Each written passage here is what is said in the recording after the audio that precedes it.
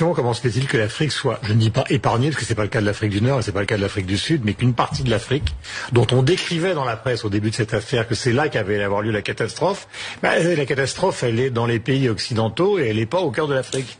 Alors, je suis pas épidémiologiste, donc je suis pas. Avouez que c'est un mystère. Je partage comme vous effectivement ce constat de se dire tiens c'est bizarre. Alors on a dit c'est peut-être la température. J'ai dit tout à l'heure la température jouait un rôle, mais bon en Amérique du Sud, en Inde, il y a eu en Équateur, en Bolivie, c'est des pays qui ont été très touchés. La partie sud des États-Unis, des pays très touchés, alors que pour autant les températures, oui l'Iran et d'autres pays encore, donc des pays où les températures sont plus élevées. Donc en Afrique, c'est vrai, c'est une. Alors peut-être qu'on ne sait pas tout, mais il n'y a probablement pas de catastrophe en Afrique. Peut-être c'est quelque chose qui est dans les gènes. Hein. Il est possible que le terrain. Et c'est pas les antipaludéens qui prennent. Je ne sais pas la Nivaquine qui prennent toute la journée. Je n'en sais rien.